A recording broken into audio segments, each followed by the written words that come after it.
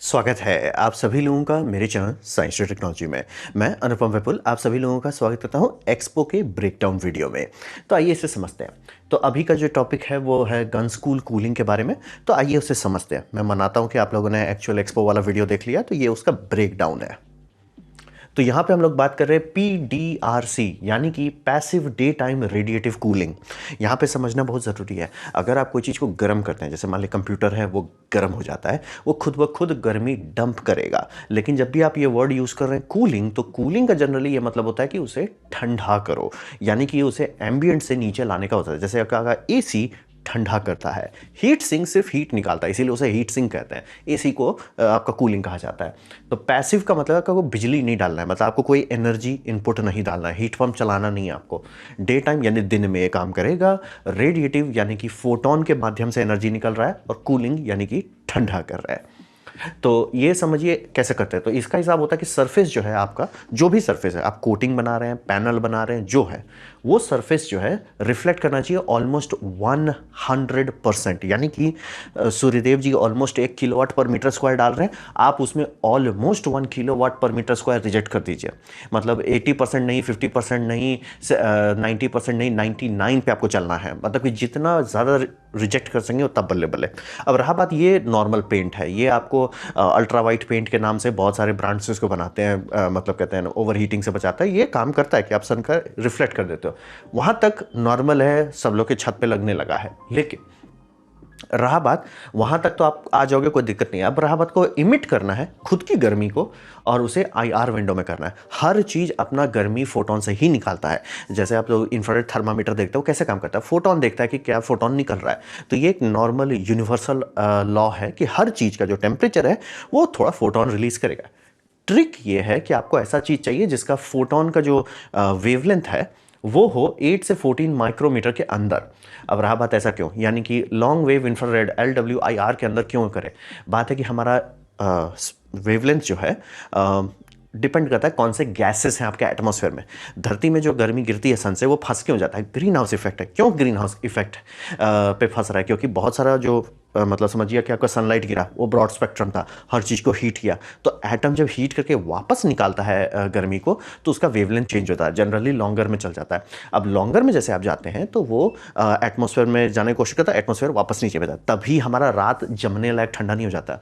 जैसे कि अगर प्लैनेट में एटमॉस्फेयर नहीं होता तो दिन साइड में हम लोग भूंज जाते, रात साइड में बर्फ जम जाता। ये एटमॉस्फेयर उसको बफर कर देता है। लेकिन प्रॉब्लम है कि एटमॉस्फेयर रोक रहा है, तो हम लोग ठंडा नहीं कर पा रहे हैं। जो आप लोग सुनते हैं ग्रीन हाउस इफेक्ट, उसका मतलब बस वही है कि गर्मी निकलने का रेट जो है काफ़ी नहीं है। हम लोग को जो गर्मी निकालना है, मान लिया हमारे रिजेक्शन करना है 500 वाट पर मीटर स्क्वायर, वो हम लोग इतना CO2 डाल दिए हैं कि वो अब बोल रहा है सर 300 में ही हमारा बोल जा रहा है। सन का आउटपुट घुमा फिरा के सेम ही है, लेकिन हमारा रिजेक्शन नहीं हो पा रहा है। तो रहा बात कि आपको जो भी आइटम बनाना है उसे ऐसा करना है कि वो एटमॉस्फेरिक विंडो, यानी कार्बन डाइऑक्साइड वहाँ पे इंफ्रारेड के साथ रिएक्ट नहीं करता है, मतलब उसके साथ ऑसिलेट नहीं करता है, वो निकल जाएगा। यानी कि अगर आप आसमान देख सकते हैं तो सीधे फोटोन बाहर निकल जाएगा। बाहर कहाँ जाएगा, ये मतलब समझिए स्पेस में चला जाएगा सीधा। इसीलिए इसे स्काई कूल पेंट बोला जाता है, क्योंकि इसको अंतरिक्ष दिखना जरूरी है। यानी कि आप घर के अंदर रखेंगे ये ठंडा नहीं हो पाएगा, लेकिन धूप में रखेंगे तो ठंडा हो सकता है। क्यों, क्योंकि इसको अंतरिक्ष दिखना चाहिए, और अंतरिक्ष के और इसके बीच में जितना कम कचरा रहेगा ये उतना अच्छा काम करेगा। यानी कि अगर सूखा मौसम है, ठीक है, एकदम ह्यूमिडिटी बहुत कम है, बल्ले बल्ले काम करेगा। क्लाउड्स नहीं है, अति बल्ले बल्ले काम करेगा। फर्क नहीं पड़ता कि धूप है कि नहीं है, दिन में भी करेगा, रात में भी करेगा। ट्रिक वही होता है कि आपका रिफ्लेक्टिव पेंट्स बहुत सारे हैं, रिफ्लेक्टिव प्लस इमिसिव पेंट वो बहुत रेयर है, और वो आपको ऐसा इमिसिव चाहिए कि जो विंडो में इमिट करे, नहीं तो एटमॉस्फेयर वापस फोटॉन्स को वापस भेज देता है, आपका तापमान बढ़ने लगता है। तो वही समझिए, आपको ट्रिक वही है कि इसको स्पेस दिखना चाहिए, इसको परछाई से फर्क नहीं पड़ता। जैसे मान लीजिए आपका 2 ऊंचा बिल्डिंग है, आपका बीच में यहाँ फ्लैट है, आप रखते हैं, ये आराम से सोलर पैनल जैसा नहीं कि इसको लाइट पड़ना चाहिए, इसको बस अंतरिक्ष दिखना चाहिए। अगर इसके ऊपर सीधा दिख रहा है कि सर हम सीधे वैक्यूम में स्पेस दिख रहा है, वो सीधे वैक्यूम ऑफ स्पेस में फोटोन भेज देगा।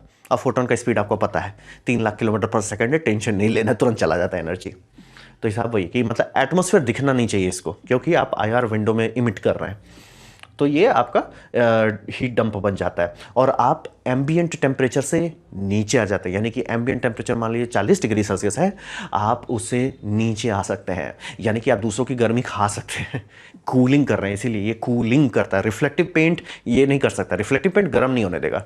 कि मान लीजिए आपका 40 डिग्री सेल्सियस एयर टेम्परेचर है और आप धूप में हो तो 30 बहुत अच्छा रिफ्लेक्टिव पेंट है तो वो कह देगा भैया हम सिर्फ 42 करेंगे, ये उससे नीचे उतार देगा कि सर एम्बिएंट से नीचे, वो गर्मी खाने लगेगा। क्यों? क्योंकि गर्मी बाहर जा पा रहा है, सन का रिफ्लेक्ट कर दिया और रेडिएट करके बहुत सारा गर्मी निकाल दी है। ये मतलब चीट कोड है कि मतलब आप एनर्जी नहीं डाल रहे लेकिन फिर भी कूलिंग मिल जा रहा है, लेकिन इसमें ज़्यादा कैपेसिटी नहीं होता है। मतलब कि इंसानियत ने अभी तक क्रैक नहीं किया है। और जो बेस्ट मैथमेटिकल गेस है वो आता है कि 150 वाट पर मीटर स्क्वायर का कूलिंग निकाल सकते हैं, थियोरेटिकली मैक्सिमम है। मैंने किसी को नहीं देखा जो एक्चुअली डिलीवर कर सके, बट ये ऐसा है कि मतलब मैक्सिमम आप क्या कर सकते हो, तो ये है।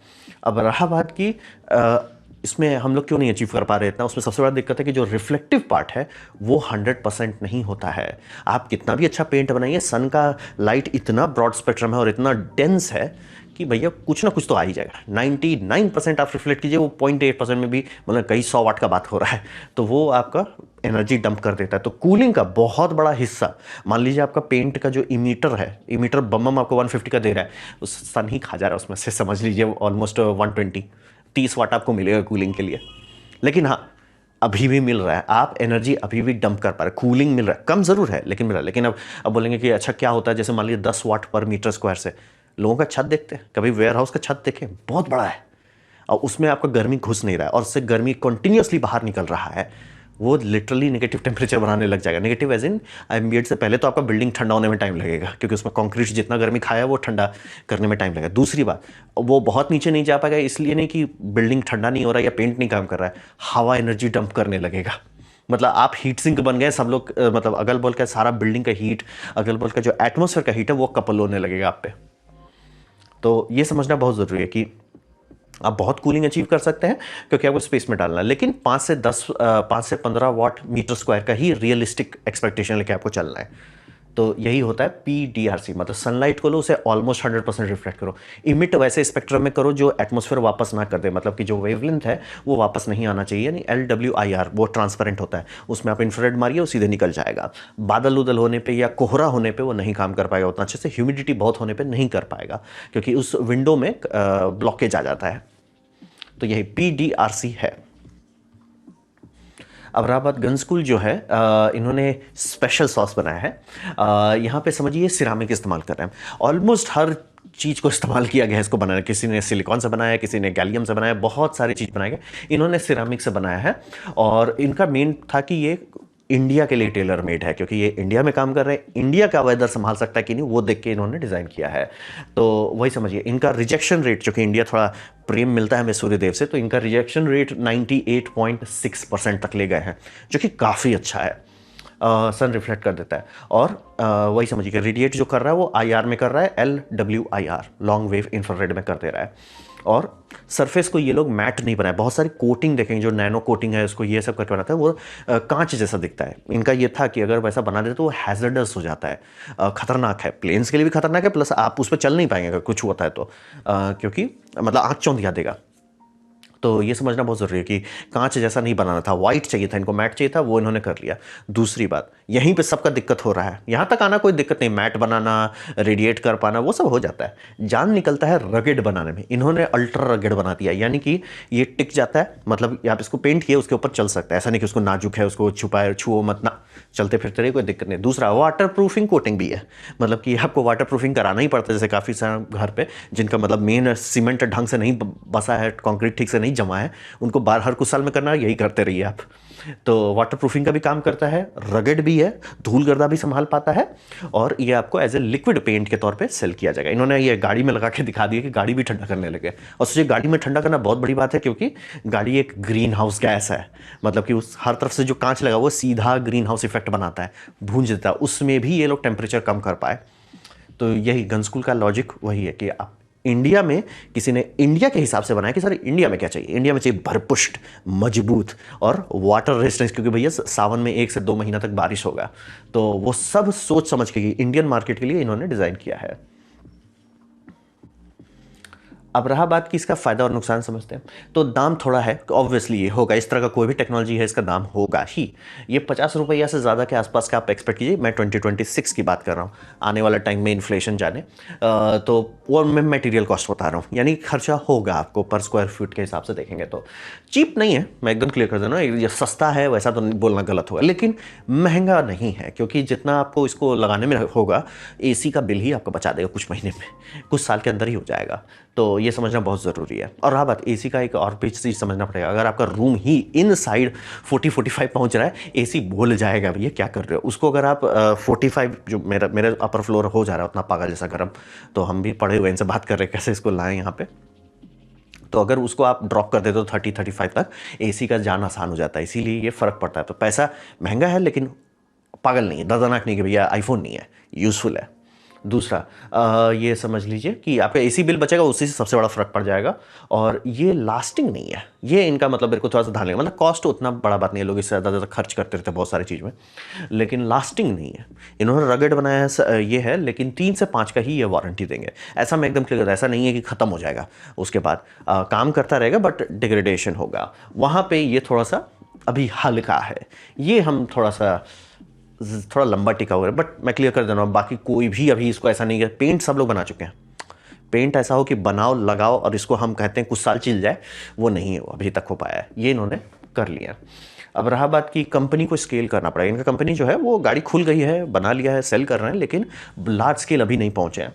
वो करेंगे, अगर लार्ज स्केल करते हैं तो दाम घटा पाएंगे इकोनॉमी ऑफ स्केल का फ़ायदा उठा के। तो हम देख सकते हैं कि 50 रुपये से नीचे उतार पाएंगे, या मे बी 50 पे ही रखे रहें कुछ साल तक, वो भी कर सकते हैं। और हम इनसे बात किए थे कि इनको कूलिंग पैनल बनाना चाहिए, जैसे कि हम बहुत सारे कंट्रीज़ में ये हो रहा है कि एसी तो आपको लगाना ही पड़ेगा, कुछ भी करो आपको एसी लगाना ही है, एसी चलाना ही है, तो क्यों ना ये पैनल का कूलिंग जो है बिल्डिंग को देने की जगह पे एसी को दे दें। आपका बिल्डिंग अभी भी ठंडा रह रहा है कि मतलब बिल्डिंग में अभी भी सनलाइट तो नहीं पड़ रहा है, ये पैनल रिजेक्ट कर दे रहा है, और ये पैनल की जो कूलिंग है वो बिल्डिंग कूल करने की जगह पे एसी का जो एयर कंडेंसर यूनिट है, वो कंडेंसर यूनिट में, जैसे मान लीजिए इंडिया का केस है, आपका कंप्रेसर जोर लगा रहा है कि भैया हम 65 कर दे रहे हैं गैस को, मतलब जो रेफ्रिजरेंट है, अब हवा ही बोल रहा है हम 50 है, कितना बेचारा वो डंप करेगा, ज़्यादा डंप नहीं कर पाता, लेकिन कोशिश तो करता रहता है, वो डंप कर। अब रहा बात कंडेंसर में, जब कंडेंस होकर निकल रहा है, जो गैस पूरा कंडेंस नहीं हुआ, वहाँ पर अब इसको जोड़ दो, वहाँ पर ये थोड़ा सा और कूलिंग दे दे, वो जो थोड़ा एक्स्ट्रा, और जो दोपहर में आपका एसी ऑलमोस्ट बोलने पे आ जा रहा है, वहाँ पे उसको थोड़ा चिल कर दे, भैया तुम लोड मत लो, ये बहुत बड़ा फायदेमंद इंपैक्ट आता है। हाँ, पैनल महंगा होगा आपका सीधा सीधा कोटिंग से, लेकिन हम लोग सोलर पैनल लगाते हैं, सोलर पैनल बहुत महंगा होता है तो हिसाब वही है कि ये ज़्यादा यूज़फुल होगा बहुत ज़्यादा लोगों, और इसमें वो भी दिक्कत नहीं रहता कि जैसे आप पेंट उंट लगाते हो, पेंट में एक हमेशा दिक्कत रहता है कि लगाने वाला सही होना चाहिए, लगाने वाला आदमी धांधली किया तो आपका पेंट का कोई मतलब नहीं है। मतलब सफाई करना है, जैसे इसमें है कि भैया सफाई ठीक से करो, प्रेशर वाटर जेट से साफ़ करो, एकदम चकाचक साफ़ होना चाहिए, पहला तो वो हो गया। दूसरा, उसके ऊपर आपको प्राइमर लगाना है, प्राइमर अच्छा से बॉन्ड करना है, उसके बाद इसकी 2 या 3 कोटिंग लगानी पड़ेगी। तो वो है कूलिंग पैनल में, वो समस्या सॉल्व हो जाता है कि भैया पैनल लगाओ, पैनल में वाटर पाइप्स जोड़ो, आपका कूलिंग मिल जा रहा है। वो कूलिंग किस में खपाते हो, वो आप पे तो है, मतलब कि दाम थोड़ा सा है, बट अगेन हम लोग जितना जल्दी भूंजने पे आ रहे हैं, वहाँ पे वो दाम फ्री लगने लगा है। और हाँ, लाइफ स्पैन मैं ज़रूर एक्सपेक्ट कर रहा था, लाइफ सिरामिक है तो सिरामिक तो टिकाऊ चीज़ है, लेकिन देखिए यहाँ तक तो आ गए।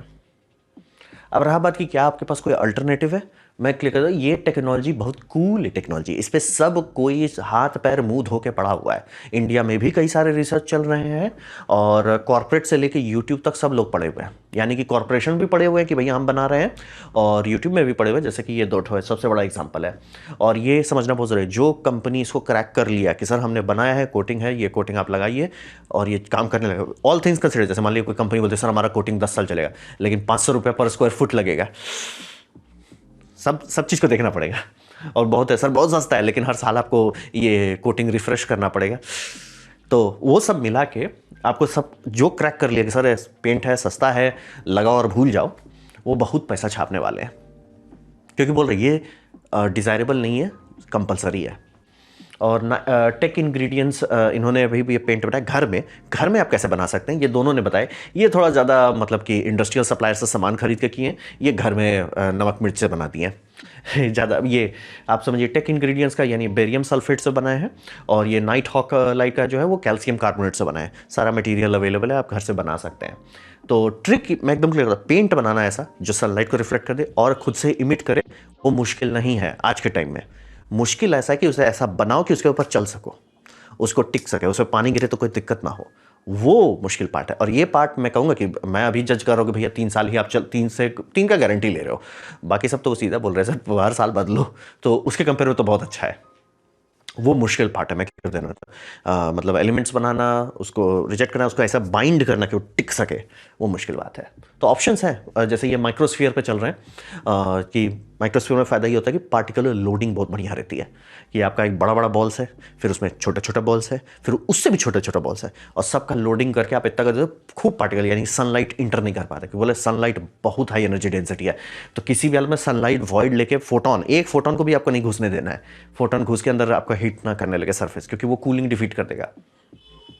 तो बहुत ऑप्शन है, मैं क्लियर कर देना चाहता हूँ, और मैं चाहता हूँ कि हो ऐसा ऑप्शन, काफ़ी सारे ऑप्शन हो, क्योंकि कोई ना कोई अलग तरह की ऐसा निकालेगा कि सर हमारा कोटिंग महंगा है लेकिन इसकी कूलिंग ज़्यादा है, कोई कहेगा सर हमारा कोटिंग सस्ता है लेकिन चलता ज़्यादा है, कोई कहेगा हमारा ये है, मतलब सब अलग अलग ऑप्शंस है। या कोई पैनल ही बेचता है, सर आप एसी में ही लगाओगे एंड में, एसी में मेरा पैनल सीधे जोड़ दो, तो है अल्टरनेटिव। ये अच्छी बात है, मैं क्लियर कर देता हूँ, इस पर सब कोई पड़ा हुआ है, जो देश इस पर मेहनत नहीं कर रहा वो बेवकूफ़ है।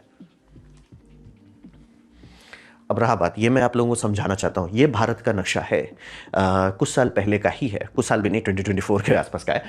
और समझिए कि बहुत ज़्यादा गर्म हो गया है, और हमारे पास अब वहाँ पहुँच गए जहाँ एयर कंडीशन का कोई मतलब नहीं है। यानी कि दिल्ली का जो टेम्परेचर जा रहा है, और ये जो आप वाइट देख रहे हैं, वाइट स्पेक्स देख रहे हैं, वो 60 डिग्री है, सैटेलाइट में 60 दिख रहा है, यानी लोगों के छत 70 के आसपास हैं, और ये हो रहा है। ये जितने लोग काम कर रहे हो बता रहे भैया छत पे आपको नहीं जा सकते, भूंज देगा। तो वो समझिए कि हम लोग डेथ के बहुत पास आ गए। डेथ का क्या मतलब हो गया, हवा वाला बात कर रहे हो नुकसान होगा, ना ना, डेथ मतलब आप चले जाओगे, यानी टैं। तो वो टैं कैसे होगा, क्योंकि हवा का ये समझना बहुत जरूरी है, ह्यूमन बॉडी एक हद तक ही टेम्परेचर बर्दाश्त कर सकता है, फर्क नहीं पड़ता आप कितना पानी पी रहे हैं, कितना प्रोटेक्टेड है, एक टेम्परेचर से ज़्यादा ऊपर आपका हवा अगर लंग्स में गया, आप अंदर से ऊपर चले जाओगे। तो वो समझना बहुत जरूरी, छोटा एक्सपोजर ही 50 डिग्री सेल्सियस में नुकसान पहुंचाने लगता है, 60-70 जानलेवा होने लगता है। और ऐसे अगर पूरा का पूरा शहर हीट आइलैंड इफेक्ट में भूंज रहा है, वो खतरनाक है बच्चों के लिए, बूढ़ों के लिए। और थोड़ा और टेम्परेचर बढ़ गया, यानी कि 65 का एयर टेम्परेचर हुआ, जवान भी टपक जाएंगे, और एसी काम नहीं कर सकता। चिलर भले कर सकता है, लेकिन चिलर उस टाइम पे सीधा पानी गटकने लगेगा। तो समझना बहुत ज़रूरी है कि ये समस्या बोल रहे हैं, ये दिख रहा है, भारत का है, इसरो का है, मामला गंभीर है। मतलब कि अगर हम लोग तुरंत स्काई कूल पैनल पर टेक्नोलॉजी पे नहीं कूद पड़े, और मैं एकदम क्लियर करना, लॉ बनाना पड़ सकता है भारत सरकार को, अगर इसको इस स्पीड से बिगड़ता रहा कि नहीं भैया आपको फर्क नहीं पड़ता, आप अपना घर लाल चाहते हैं, ऑरेंज चाहते हैं, सब का सब अल्ट्रा वाइट होना चाहिए, या मतलब ये रेडिएटिव कूलिंग होना चाहिए, नौटंकी अलाउड नहीं है, आप लोग रंग नहीं अफोर्ड कर सकते, सब के सब वाइट करो, क्योंकि प्राइमरी सोर्स ऑफ एनर्जी जो है वो सन ही है।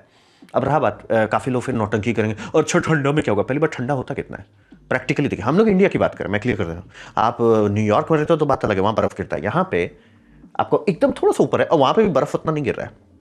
तो पहले वो समझिए। दूसरी बात, आपके लिए क्या ज़्यादा ज़रूरी है, 10 महीना जहाँ भूंज रहे हैं उसको संभालना, या 1 महीना जो ठंडा पड़ता है। और ठंडा संभालना बहुत आसान है, क्यों, क्योंकि मैं आपको बोलूँगा 100% एफिशिएंट हीटर दो, सर सारे हीटर 100%, मैं आपको कहूँगा 200% एफिशिएंट हीटर दो, सर एसी को उल्टा चला लो, हो जाएगा, कोई बड़ी बात नहीं है।